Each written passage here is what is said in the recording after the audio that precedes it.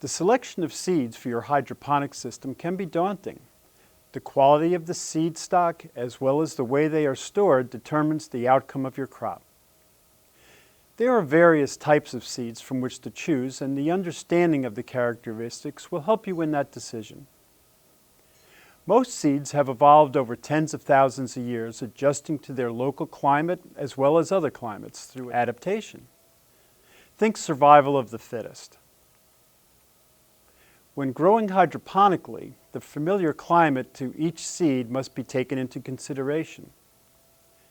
There are 6 basic types of seeds: open pollinated seeds, heirloom seeds, organic seeds, hybrid seeds, pelletized seeds, and genetically modified seeds or GMO.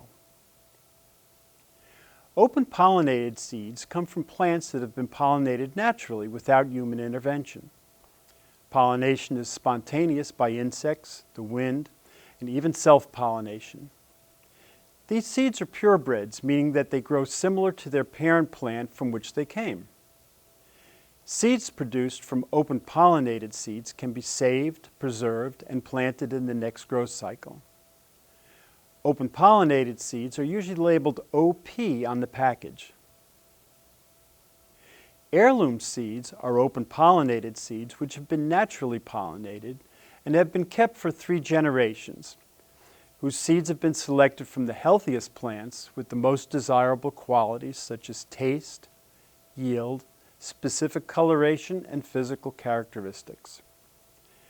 Heirloom seeds can also refer to types that have been in production for more than 30 years. These types are usually chosen by gardeners because of their characteristics and resistance to disease, greatly reducing the need for pesticides.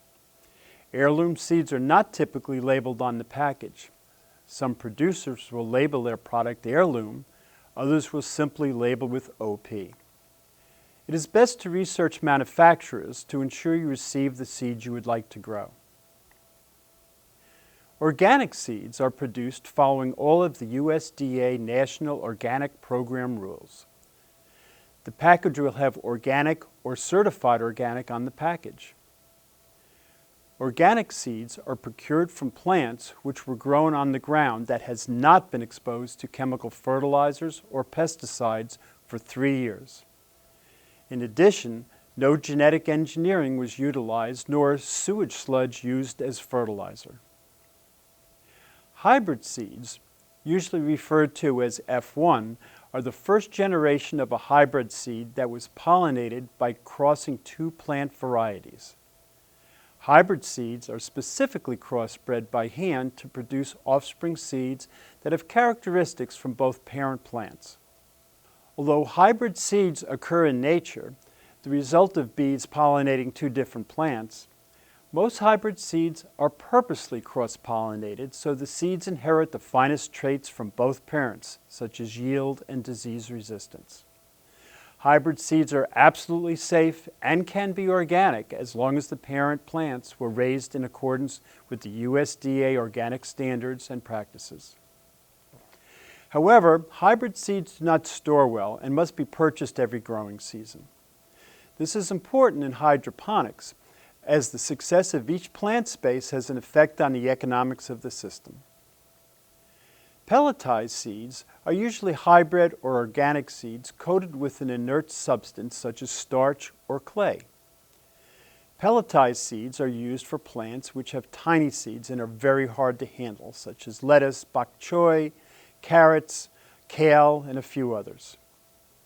The larger size due to the pelletizing make them easier to handle and able to be used with automatic seeding equipment. Some pelletized seeds are treated with fungicides to protect the seeds from disease. It is important to check the packaging when procuring pelletized seeds for the presence of this type of treatment. Pelletized seeds are usually more expensive than conventional seeds, however, they are much easier to handle. This is where the use of pelletized seeds becomes an economic decision. Genetically modified seeds are called GMO, meaning genetically modified organism. In other words, the seed DNA has been changed by human intervention to improve nature. The long-term effects of such intervention in the genetic makeup of a species such as these is a huge unknown. GMO seeds are best avoided. Storage of seeds. The proper storage conditions for seeds are essential for viability and high germination rates at the time of planting. Seeds should be kept dry and cool. A glass jar with seal will keep out excess moisture and pests such as insects and rodents. Jars, snap-top freezer storage containers are also acceptable.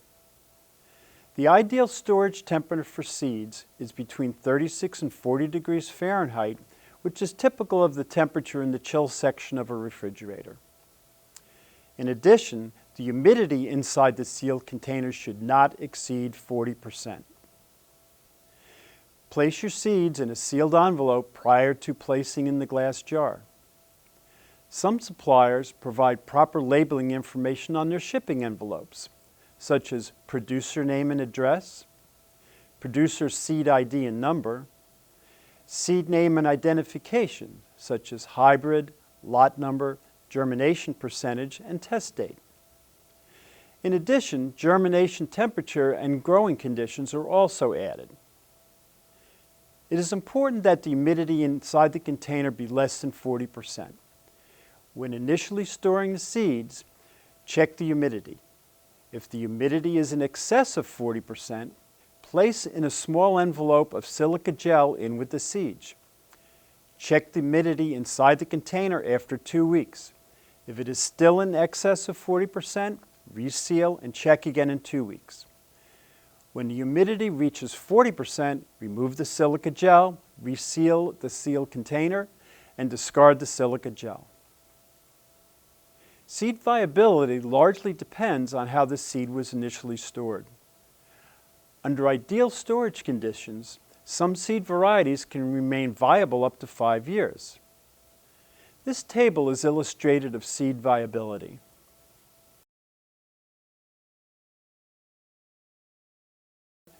This table is a guide, however. A germination test should be performed before planting.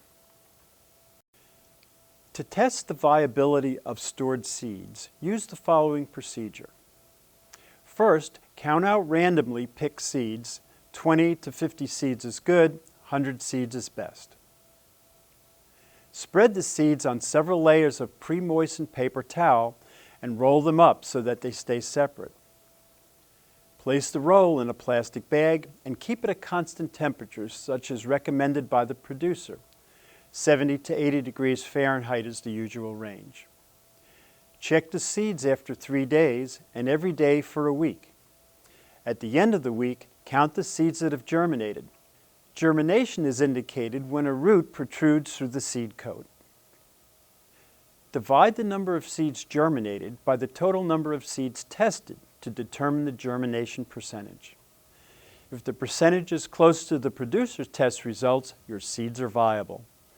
If the germination percentage is lower, discard the batch and procure new seeds. For hydroponic systems, it is best to grow from seed. The environment for germination requires certain basic items such as water, light, nutrients, and temperature controls. Seeds are placed in a medium. Here are several types. Coco Coir is a hydroponic medium that can retain water. It is light and porous and helps prevent fungus growth. Rockwool cubes are also a good medium, whose shape allows more airflow around the roots. They have pre-drilled holes for the seeds and enough space for the roots to develop before being placed in a hydroponic channel. There are other mediums such as starter plugs and net cups. However, transplanting them to an NFT channel can cause other problems.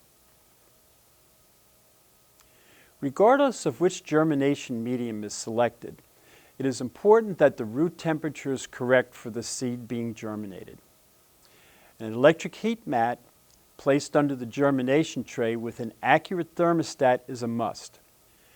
Set the temperature to meet the seed producer's recommended conditions.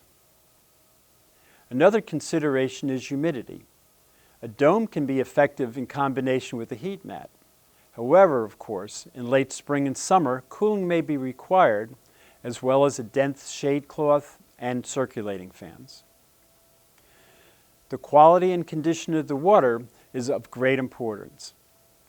Tap water contains chlorine and oxygen scavengers which will react with the nutrients and stunt seed growth. Use only filtered or reverse osmosis water, pH balanced to 6.2. A reservoir system with a circulating pump on a timer is also recommended. It is important that the water circulation is on a timer. Watering for 15 minutes 4 to 8 times in a 24-hour period is plenty. Continuous watering will cause root rot.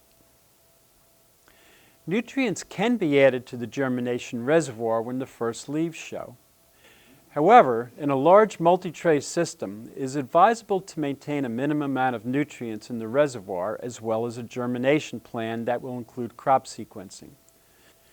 In that case, follow the nutrient manufacturer's recommendations. Usually 5 milliliters per gallon of water and a pH of 6.2, and of course, filtered or reverse osmosis water. In conclusion, use quality open pollinated or heirloom seeds. Store them properly in 38-degree temperature and 40% humidity. Use silica gel to reduce the humidity to the required level.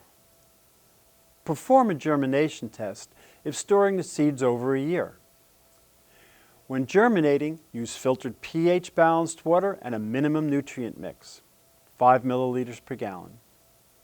Circulate water in a germination tray from a reservoir using a timer, 15 minutes, 4 to 8 times a day. Continuous circulation rots the plants. Use a heat mat to keep the root temperature at the producer's recommended level. Maintain proper humidity with the dome, but ensure proper air circulation. Use a shade cloth in summer. Too much heat will kill the plants. With practice and following these guidelines, you should be able to match the producer's germination rates and yield. Happy growing!